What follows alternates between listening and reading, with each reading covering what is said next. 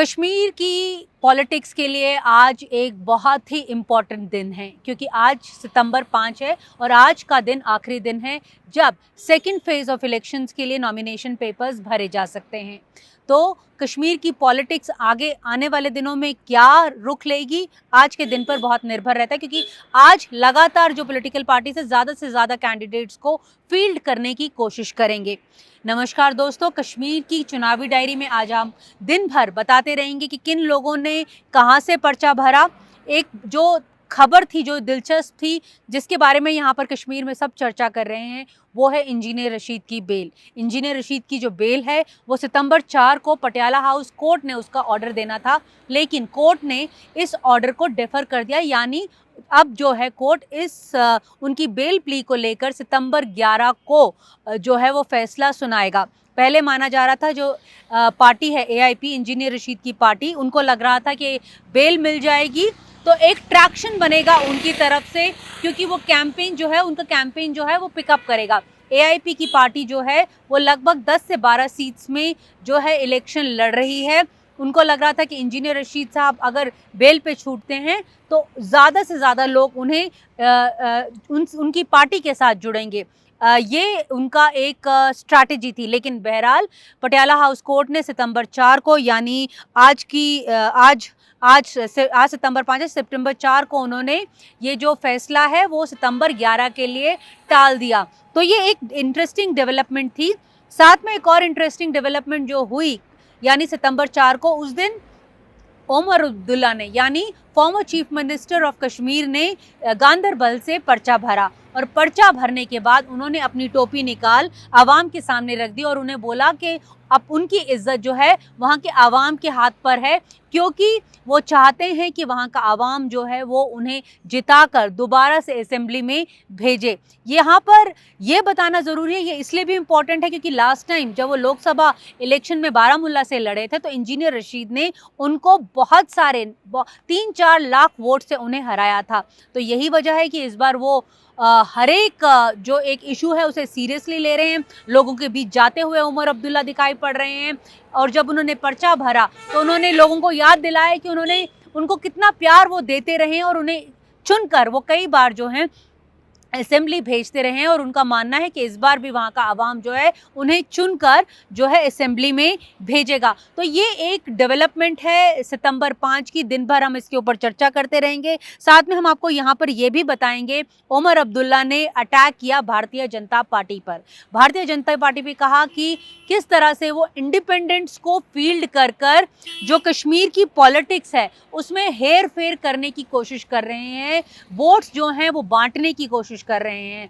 तो ये उन्होंने लोगों को वहां पर ध्यान दिलाते हुए कहा कि जब वो अपना वोट देने जाएं तो ध्यान रखकर वोट दें, और उसी पॉलिटिकल पार्टी को वोट दें जिन्हें, अगर उनको लगता है जो उनके सपने हैं, जो वादे जो वो पार्टीज कर रही है वो पूरे कर पाएंगी। तो उन्होंने याद दिलाया भारतीय जनता पार्टी किस तरह से यहाँ पर डेंजरस खेल जो है वो खेल रही है। उधर दूसरी तरफ जो राम माधव हैं, जिन्हें स्काई रॉकेट किया गया है दोबारा दिल्ली द्वारा कश्मीर की पॉलिटिक्स में, जम्मू कश्मीर की पॉलिटिक्स ने, वो भी 4 सितंबर को जो है लाल चौक से एजाज हुसैन के साथ पर्चा भरने गए थे। वहां पर उन्होंने रिपोर्टर से बातचीत करते हुए उन्होंने बताया कि जानकारी जो भारतीय जनता पार्टी के पास आ रही है, यानी उनका कहना था कि पीडीपी और नेशनल कॉन्फ्रेंस का जो एक कैंपेन है वो फॉर्मर मिलिटेंट्स, या कहें मिलिटेंट्स जो हैं वो कर रहे हैं। तो एक ये बड़ी बात जो है वो राम माधव ने कल सियासी गलियारे में कही, जिसके बारे में भी हम आज दिन भर चर्चा करेंगे। और साथ में उन्होंने ये भी ध्यान दिलवाया कि किस तरह से दो पार्टीज ही हमेशा से जम्मू कश्मीर में पॉलिटिक्स करती रही हैं, डायनास्टिक पार्टीज हैं, वंशवाद जो है जो बढ़ावा देती रही हैं। उसमें जिक्र उन्होंने नेशनल कॉन्फ्रेंस और पीडीपी का किया।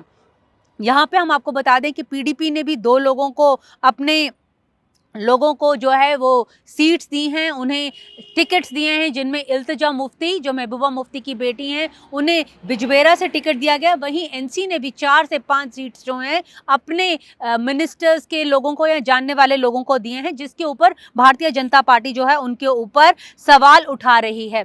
एजाज हुसैन जो हैं, यहाँ पर ये भी हम थोड़ा सा बता देते हैं कि एजाज हुसैन जो हैं वो लाल चौक से लड़ रहे हैं। लाल चौक इस बार पहली बार एक असेंबली सेगमेंट बना है 2024 विधानसभा चुनावों में, तो ये फाइट भी बहुत दिलचस्प होगी। इस बीच जो PDP, national conference, Bharatiya Janata party और इंडिपेंडेंस की जो लड़ाई है वो इन सियासी गलियारों में देखने को मिल रही है। इस सब के बारे में यहाँ के लोग क्या सोचते हैं, आइए हम उनसे बात करते हैं और उनसे पूछते हैं कि वो डायनास्टिक पॉलिटिक्स के बारे में और साथ में लोगों को क्या चाहिए अपनी पार्टियों से, उसके बारे में। चलिए उन लोगों से बात करते हैं कश्मीर की चुनावी डायरी में। कश्मीर की चुनावी डायरी में आज हम एक कैफ़े में हैं जिसका नाम है ब्रिक्स एंड बुक्स।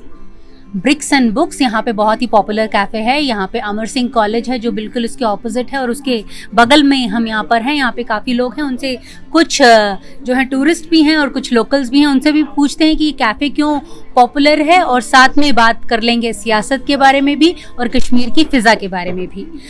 आप हमारे साथ इंदौर से आए हैं साहब। सर आप बताइए कि ये कैफ़े आपने क्यों चूज़ किया और आपको कैसा फील हो रहा है, मतलब आप फर्स्ट टाइम आए हैं क्या कश्मीर में? नहीं, मैं इसके पहले भी आ चुका हूँ, लेकिन हर बार जब आता हूँ तो फील तो बड़ा अच्छा होता है। और ये जो बुक्स एंड ब्रिक्स कैफ़े है ये फेमस है इसके माहौल के लिए, और इसका नाम जैसा है बुक्स एंड ब्रिक्स, तो आप यहाँ बैठ के किताबें पढ़ सकते हैं। यहाँ बहुत सारी किताबें हैं, शेल्फ में रखी हैं, आप उठा सकते हैं। पूरे वॉलपेपर्स बुक्स के पन्नों के बने हुए हैं, तो एक माहौल है रीडिंग का। और कॉफ़ी के साथ जब आप ब्लेंड करते हो अपनी पढ़ाई को या रीडिंग को तो बड़ा अच्छा माहौल बनता है। तो दैट्स वाई मैं यहाँ पर आया हूँ। तो और माहौल बहुत अच्छा है, कश्मीर हमेशा से अट्रैक्ट करता है और बाकी में माहौल बहुत अच्छा है। Security wise like you know एक चर्चा हो रही थी क्योंकि अभी हमने देखा था हाल फिलहाल में काफ़ी आतंकी हमले भी हो रहे थे, कश्मीर में भी हो रहे थे, जम्मू में भी हो रहे थे। तो एज अ टूरिस्ट आप सेफ फील करते हैं? मुझे लगता है कि मैं काफ़ी सेफ़ फील करता हूँ और इसलिए मैं यहाँ पर 2-3 बार आ चुका हूँ ऑलरेडी। सो मुझे नहीं लगता ऐसा कुछ कि टूरिस्ट के लिए कोई ऐसी चीज़ है। इवन यहाँ जो लोकल्स हैं वो बहुत कोऑपरेटिव हैं, टूरिस्ट के प्रति उनका नज़रिया बहुत फ्रेंडली है। यहाँ के लोग जैसा कि टीवी चैनल्स में बताते हैं वैसा नहीं है, बहुत अच्छे लोग हैं जैसे हम कोई भारत के और दूसरे शहरों में जाते हैं। बट जहाँ पे बात आती है जब कुछ ऐसे हमलों की या वो बात करें तो वो मेरे ख्याल से बहुत ही इंटरनेशनल मैटर है, उनके अपने अलग कारण हैं। लेकिन जब आप शहर की बात करते हो तो शहर में मुझे ऐसा लगता है कि ये बहुत खूबसूरत, बहुत प्यारा, यहाँ के लोग बड़े प्यारे, यहाँ का माहौल बहुत अच्छा है, ये रहने लायक जगह है। बिल्कुल बिल्कुल। तो ये टूरिस्ट की ज़ुबानी थी, उनकी कहानी। अब जो यहाँ के निवासी हैं उनसे कुछ सियासी कहानी पूछ लेते हैं। सर अपना नाम बताइए, तारुफ बताइए और यहाँ करते क्या हैं? मैं वजाहत हूँ और मैं इंजीनियर हूँ प्रोफेशन से और गवर्नमेंट के साथ काम कर रहे हैं, कंसल्टेंसी का काम कर रहे हैं जी। तो यहाँ पर अभी जैसे 10 साल बाद इलेक्शंस हो रहे हैं, चुनाव हो रहे हैं, तो लोग में कैसा, how are they taking it, कैसा उनको फील हो रहा है? नहीं, लोगों में बड़ा उत्साह है। हिंदी में बात करें तो बड़ा उत्साह है लोगों में और लोग बड़े इस इलेक्शन को लेकर काफ़ी इस चीज़ में है कि हम इस बार वोट डालेंगे और हमें लग भी रहा है कि काफ़ी सारा इस बार पार्टिसिपेशन भी हो जाएगा लोगों का, क्योंकि आप तो जानते हैं कि काफ़ी टाइम से यहाँ पहले चुनाव तो हुए नहीं हैं और लोगों में भी बहुत सारे इश्यूज जो डे टू डे मसले हो जाते हैं कि कोई कहीं जगह पर गवर्नमेंट ना हो, गवर्नमेंट के ना होने की वजह से जो भी हमारे डे टू डे इश्यूज रहते हैं। तो हमें लगता है कि अब इलेक्शन हो जाएंगे तो हमारे कंसर्न इलाके में हमारे एमएलएज वगैरह चुन के आएंगे, तो हमारे मुद्दे जो हैं डे टू डे मसले वो अब काफ़ी हद तक उसकी सुनवाई भी होगी और वो मसले हल भी हो सकते हैं जी। तो उसमें बेसिकली मुद्दे क्या हैं? मतलब मुद्दे डे टू डे होते हैं जो हर जगह के मसले हैं, यहाँ पे भी हैं। और यहाँ पे जो मसले हैं कि अपना जो डेवलपमेंट का काम है वो किस तरीके से चल रहा है और उसमें कैसे तेज़ी लाई जाए, और अपना जो हमारे सड़कें हैं और हमारी जो देखिए यहाँ पे बहुत इश्यूज अब और भी हो रहे हैं, जैसे अभी रिजर्वेशन के इश्यूज हुए, तो अब रिजर्वेशन के पॉइंट ऑफ व्यू से भी हमारा ये है कि ओपन मेरिट में जो है बड़े कम रिजर्वेशन रखी गई है। तो जो हमारे मुझे लगता है कि कहीं ना कहीं वो एक मेरिट को किल करने वाली बात है। अब ऐसे तो इस माहौल में अभी वैसी बात करना थोड़ी दिक्कत की बात है, क्योंकि कर नहीं पाएंगे किसी से, क्योंकि गवर्नमेंट नहीं है और कहाँ पे सुनवाई होगी। अभी जहाँ पे भी गवर्नमेंट होती है वहाँ पे आपके छोटे से मसले रोड के हैं, बिजली के हैं, या आपके इस तरीके के मसले हैं, जैसे तो बीजेपी प्रॉपर फॉर्म पे वो डिस्कस होके उसका कुछ अजाला और उसका कुछ हल भी निकला था। बीजेपी है, भारतीय जनता पार्टी कह रही है कि जो डायनास्टिक पार्टीज हैं उन्होंने इस एरिया को ठीक से गवर्न नहीं किया। तो वैसे यहाँ पे आम तौर पर राय क्या है लोगों के बीच? मेरी पर्सनल राय इसमें ये है कि डायनास्टिक पॉलिटिक्स तो हर पार्टी में है, और फिर जैसे काम करने का तरीका भी हर एक पार्टी का एक ही जैसा होता है, और उसमें इससे कोई जुड़ी बात नहीं है कि कश्मीर के लिए कोई डायनास्टिक पॉलिटिक्स आई तो उन्होंने कोई काम कम किए या ज़्यादा किए। तो इसका मुझे उतना बड़ा फैक्टर नहीं लगता, मुझे तो गवर्नेंस का फैक्टर लगता है, और गवर्नेंस का फैक्टर तो पहले भी कोई ज़्यादा ठीक नहीं था, अब भी ठीक नहीं है, और अब आने वाले दिनों में उम्मीद है कि अब शायद जो अभी स्टेलमेट बीच में रहा और अब पॉलिटिकल पार्टीज कहीं थी नहीं, अब जब वो गवर्नमेंट बनाएंगी तो अब वो शायद समझ गई होंगी कि पावर्स में ना रहने के लिए ना, तो उससे लोगों के भी मसाइल हम कैसे और बेटर तरीके से हल कर पाएं और बेटर डिलीवरी और गवर्नेंस दे पाएं लोगों को। Thank you so much. जो यंगस्टर्स हैं उसके ऊपर इस बार सरकार जो है वो फोकस कर रही है, खास करके इलेक्शन कमीशन भी फोकस कर रहा है। हमारे साथ कुछ यंगस्टर्स भी हैं जो बताएंगे, पहले तो बताएंगे कि यहाँ पर ब्रिक्स एंड